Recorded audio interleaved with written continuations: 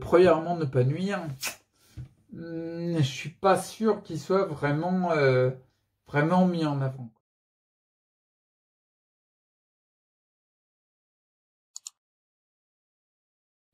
Salut, c'est Chris. Une vidéo, on est le journal de bord, donc on est le 18 novembre. Pour une fois, j'ai regardé la date avant de te faire la vidéo. D'accord ? Une petite vidéo où je te dis, je vais te dire en fait 3 trucs. Le premier, c'est juste que si tu me suis, tu sais très bien que je prends de la pectine de citrus modifiée. C'est vraiment pour agir, ça fait partie de mes traitements de fond. Parce que vraiment, ça me soulage à fond. Et la problématique des métaux lourds, du déchargement, des métaux lourds présents dans nos humeurs, le sang et la lymphe, elle est présente dans toutes les scléroses en plaques que j'ai vues. Donc ça, c'est un truc que je rappelle dans les lois du vivant, le principe de détoxification et celui aussi d'accumulation. Bon, bref, j'en parle plus en détail dans la formation Les lois du vivant. Bref, je prends de la pectine de citrus modifiée. Ça agit forcément sur mes symptômes, ça les améliore. Là, par contre, il se trouve que je me suis fait avoir en termes de livraison. La faute, c'est à moi. J'en ai pas pris assez lourd. Ce qui veut dire que là, ça fait 2 jours que j'ai pas de pectine de citrus modifiée. Et j'en prends tout le long de la journée, en fait, j'en prends. J'en fais une petite bouteille avec une demi-dose en ce moment. J'en prends une demi-dose, puis je la bois le long de la journée. Et là, depuis 2 jours, je ne sais pas. Qu'est-ce qui s'est passé sur ces 2 jours? Directement, le lendemain, quand j'en avais pas, les tensions dans mon corps, elles ont augmenté puissance 10. Quand je dis les tensions, c'est-à-dire que les gestes que je faisais, par exemple, pour étirer le bras ou une partie de mon corps, elle est beaucoup plus difficile. À tel point que mettre les jambes droites quand je suis sur le fauteuil roulant, c'est hyper difficile, quoi. C'est vraiment beaucoup plus dur de faire n'importe quel geste. C'est beaucoup plus difficile. J'ai beaucoup plus froid, d'accord, dans tout mon corps. Bien sûr, les extrémités qui sont très froides chez moi. Mais extrémités, tu vois, même jusqu'au nez. Mon nez, quand il refroidit grave, quoi. J'ai beaucoup plus froid, j'ai beaucoup plus de tremblements. C'est-à-dire que je sais pas comment dire, tu sais, même quand t'as pas de sclérose en plaques concrètement, si t'as plus froid, tu vas tout nu dehors en hiver, tu vas avoir une forme de tétanie, ton corps il va se crisper, quoi. Là, moi, je me crispe beaucoup plus rapidement à une température que d'habitude, je me crispe pas, quoi. Tout ça, c'est avec le PCM en moins. J'ai remarqué depuis là, ce matin, tu vois, j'ai remarqué, c'est le 3e jour. Ce matin, j'ai remarqué que les tensions au niveau des tendons se dénouaient un peu, se débloquaient un peu. Il y a surtout, c'est que, c'est ça que je voulais dire. Elles se dénouent un peu, mais moins fortement que le PCM, vraiment. Pour pallier, en fait, la pectine de citrus modifié, c'est pour favoriser l'élimination des métaux lourds principalement dans le sang et la lymphe. On est d'accord. Je prends aussi, j'ai pris, parce que dans la logique physiologique, je trouve ça logique, donc j'ai pris des plantes, un complément qui s'appelle Pure Élimination de chez Régénérescence, qui est un complément à base de plantes qui permet de favoriser l'élimination de tous les déchets confondus, métaux lourds et autres, par les émonctoires. Je t'en parle aussi dans le principe, dans les lois du vivant. Bref, donc du coup, pour faire simple, j'ai pris du Pure Élimination à défaut de PCM que je n'ai pas. Et le Pure Élimination, dans mon cas particulier, il dénoue mes tensions. Je fais le lien parce que tout à l'heure, j'ai pris un Pure Élimination. C'est pour ça que j'ai senti les tensions se dénouer. Bref, il me calme les tensions, mais beaucoup moins fortement que le PCM, et beaucoup moins de temps sur la durée. Sur la durée, ça dure plus longtemps. Donc, je vais faire un test. Là, je vais recevoir demain ou après-demain, je crois, un autre truc de Pure Élimination, parce que j'ai plus de gélule. Je vais faire le test pour en prendre. Je vais voir, je vais regarder. Pendant la période où j'ai pas de PCM, je vais tester le pure élimination pour favoriser la sortie par les émonctoires, mais à plus forte dose que ce que j'ai déjà pris. Bien sûr, sur la boîte de compléments, ils disent 3 le matin, je crois, un truc comme ça. J'en prendrai 2 et 2 sûrement. Je ferai sûrement 2 gélules 3 fois par jour pour voir ce que ça donne. En écoutant bien mon corps, en regardant bien si les tensions, tu vois, parce que l'autre truc, j'ai les douleurs au niveau de la tête qui sont un peu revenues, quoi. Très léger comparé à avant. C'est un petit peu tout qui est revenu visiblement. Alors je sais qu'il y en a beaucoup qui vont appeler ça une poussée, mais tu fais une poussée. Attention de ne pas se caler sur une croyance. Et en fait, parce qu'il y a un truc qui est énorme, c'est qu'en fait, avec les croyances, on réagit tous comme ça. Avec nos croyances, en fait, le cerveau, il entend par les périphériques d'entrée, en fait. Tu sais, la vue, l'ouïe, l'odorat, le goût et puis le toucher, tout ce qu'il capte du monde qui nous entoure, il a une mission avec les croyances, le cerveau, c'est comment dire, de faire en sorte que ce qu'il constate, il faut que ça vienne vérifier et dise ma croyance est vraie. D'accord?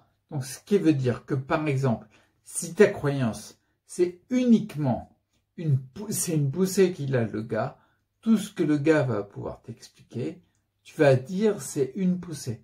Tu vas pas entendre les autres choses que tu observes. Par exemple, le fait de prendre du PCM, prendre du pure élimination et que ça diminue les tensions et de ne pas en prendre que ça les augmente. Toi, tu vas mettre forcément ça sur une poussée si c'est ta croyance ferme, d'accord? Tout l'élément que je dis qui est important, le fait, je le rappelle dans la formation Nouveau Départ 2.0, mais le fait de rester ouvert à l'éventualité que les choses soient différentes de ce qu'on croit. Tu vois ce que je veux dire? Pour pas rester ferme sur nos croyances. C'est un gros frein à l'évolution. J'allais dire au niveau psychique, mais tout ce qui passe au niveau physique, ça passe en psychique d'abord. D'accord? Donc du coup, pour le pure élimination, je te donnerai la suite, en te disant ce que ça m'a fait. Et puis, je vais tester avec le pure élimination, mais si je reçois du PCM, parce que mes fournisseurs n'ont plus ça en stock, et j'en ai pas trouvé chez d'autres, ou alors à des prix exorbitants. Donc voilà, je vais tester avec le pure élimination. Ça, c'était pour la partie PCM. Il y a un autre truc, c'est plus au niveau symbolique. Mais en fait, j'ai fait des rêves. Enfin, tu vas voir, laisse ouvert l'éventualité que ce soit différent. Les rêves, en fait, c'est une symbolique. Tu vois, c'est quand tu dors, le conscient, il travaille pas. C'est que l'inconscient qui fabrique les rêves. Et fréquemment, je l'ai vu dans mon parcours, lorsque je rêve de quelque chose, il n'y a pas de prémonition et tout, je m'en fous, mais c'est inconsciemment, c'est l'être qui a envie de tendre vers. Tu vois ce que je veux dire? C'est bien, je te dis, c'est bien un symbole. Donc, on prend avec des pincettes, il n'y a rien de sûr, d'accord? Mais c'est juste un petit clin d'œil, tu dis, ah tiens, c'est bien d'aller par là. Et là, moi, ce que j'ai aimé, c'est que j'ai rêvé que je marchais. Donc ça, c'est très bien. C'est un programme qui m'intéresse. Et déjà rêver de marcher, je ne suis pas en train de dire que je marche, mais déjà rêver de marcher, je pense que si l'inconscient y pense quelque part, c'est bien, c'est une bonne chose pour moi. Donc je trouve ça très bien. Et j'ai rêvé également que je faisais du piano, d'accord? Pour ceux qui ne me connaissent pas, j'ai fait du piano pendant un paquet d'années, mais j'ai laissé tomber pour l'instant parce que je sais bien que la vie me montre autre chose, donc du coup je mets ça de côté. Je ne compte pas laisser ça comme ça, c'est clair et net que je referai le piano plus tard, tu vois. Mais là, le fait d'y rêver, symboliquement pareil comme le fait de marcher, je pense que c'est une très bonne chose. Et pour moi, je le traduis comme ça. Je me dis déjà, si l'inconscient il est dans de bonnes dispositions, c'est plutôt pas mal. Donc voilà, je sais pas ce que tu en penses. Et le troisième truc que je voulais dire, c'est quand si tu me suis depuis longtemps, mais en tout cas les vidéos sont toujours sur YouTube, il y a une trace avec Internet, il a une mémoire Internet, c'est bien ça. Donc si tu regardes mes vidéos depuis longtemps, j'ai parlé très souvent, la période où je le découvrais, beaucoup plus d'Hippocrate, avec les 5 principes fondamentaux. Donc, série premièrement ne pas nuire, la vis medicatrix naturae, je te les dis tous comme ça, je me les révise. La nature recèle ses propres pouvoirs de guérison. Tolle causam, trouver la cause. Même si moi je pense qu'il y a plusieurs causes pour une problématique de santé. D'endépurgare, détoxifier et purifier l'organisme, et docere, enseigner. Trop bien, j'ai bien appris mes leçons, j'ai sorti les 5 principes fondamentaux d'Hippocrate. Le truc qui m'a interpellé, c'est que je regarde différents trucs sur le domaine de la santé, je me tiens vachement au courant, et puis j'ai entendu un extrait d'une médecin, à l'époque où il y avait eu, t'es peut-être pas au courant, mais à l'époque, il y a pas longtemps, hein, il y a quelques mois, à l'époque où il y a The Lancet, la revue scientifique des médecins de référence, quoi, qui avait fait un article sur la fameuse hydroxychloroquine, le traitement que Didier Raoult met en avant pour traiter le Covid-19.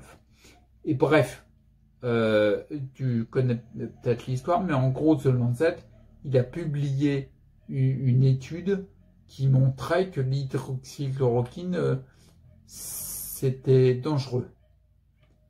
D'accord, ok.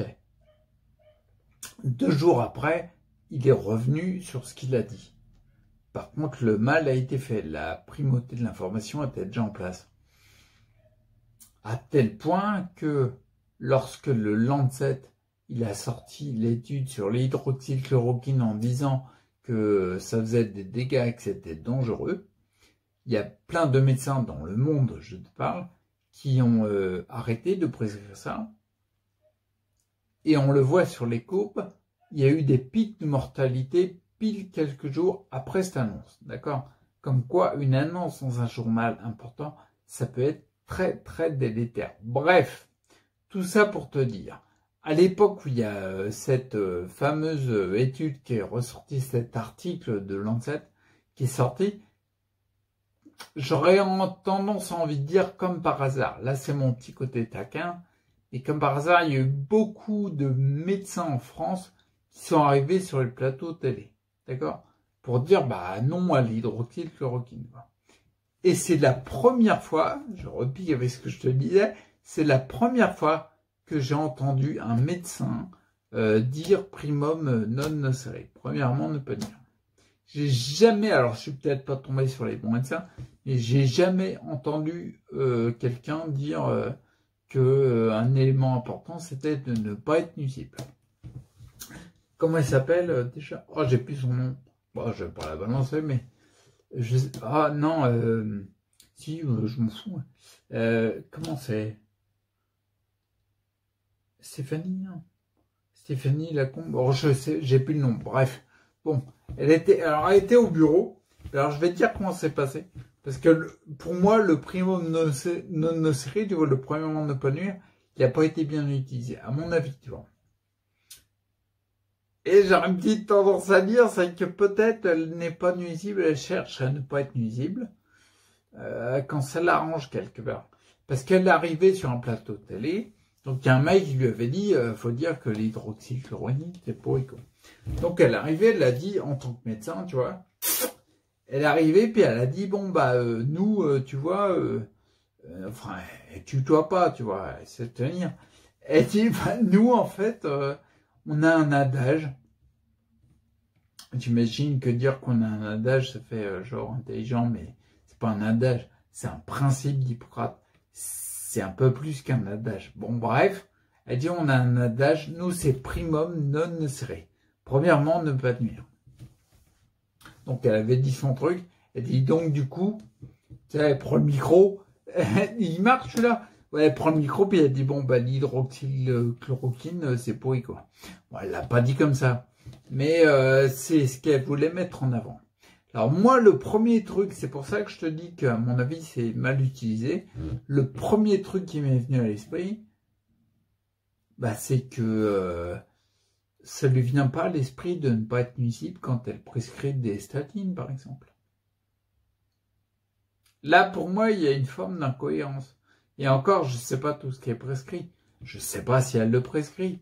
Mais dans le côté médical, je trouve qu'il y a pas mal de choses. Le premièrement, ne pas nuire. Je suis pas sûr qu'il soit vraiment mis en avant, quoi, tu vois. Ça, c'est un truc que je parle dans ma formation de la matière à nous. Tu verras que, bah, tu le verras, fait la formation de la matière à nous. C'est, comment dire, et c'est un médecin, ouais, je te dis pas tout, mais c'est un hépatologue qui m'avait mis sur la piste en 2009. Donc c'est pas, je te parle pas de Nicolas le jardinier. Il n'existe plus, c'est à mon époque ça, mais bon. Donc du coup, tu vois le côté, ouais, bah, j'étais content quand j'ai entendu un médecin dire, premièrement, ne pas nuire. Non, c'est pas utilisé à bon escient, parce qu'en plus, l'hydroxychloroquine, ça a été utilisé dans d'autres maladies. C'est utilisé par 2 milliards d'êtres humains sur la planète. Visiblement, s'il y avait des dégâts, bah, on le saurait peut-être. Et d'ailleurs, tiens, je vais te dire un truc pour finir la vidéo. À un moment, elle a parlé, elle a dit, bah oui, nous, on fait toujours la part de, tu l'as déjà entendu, la balance des bénéfices du risque. La balance bénéfice-risque. Mais, comment dire? Mais non. Non, c'est pas bénéfice-risque. La définition d'un risque, je sais ce que c'est, parce que j'ai bossé dans une cellule à la fonction publique, une cellule de crise et de risque. Un risque, c'est une probabilité. D'accord? Un bénéfice, c'est un fait. Comment tu peux mettre une balance de 2 choses différentes? Un fait d'un côté et une proba. Non. Par exemple, j'ai déjà parlé de l'exemple du paracétamol. Le paracétamol, c'est une molécule inventée par l'homme. Elle est très bien, très efficace pour l'objectif qu'elle veut atteindre, mais il n'y a pas de risque. Comment dire? Le côté délétère qu'elle a pour le foie, c'est pas un risque, c'est un dégât. Et là, un dégât, c'est un fait. On peut mettre dans la balance 2 choses identiques, tu vois. Par exemple, on met un bénéfice, qui est un fait, et un dégât, qui est un fait. On peut pas mettre un fait et un risque. Non, c'est pas possible. Par contre, du coup, le truc qui est intéressant, que tu vois, la balance bénéfice-risque, dis-toi que c'est une balance de bénéfice-dégâts.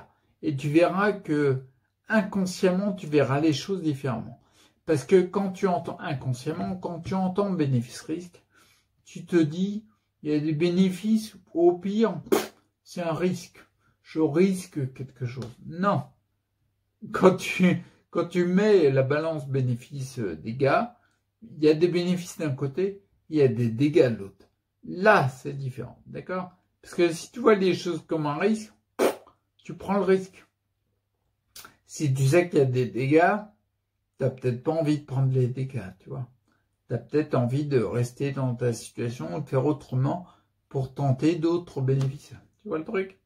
Bon, bref, c'était la petite parenthèse que je voulais dire pour finir la vidéo. Et puis, bah, c'est tout.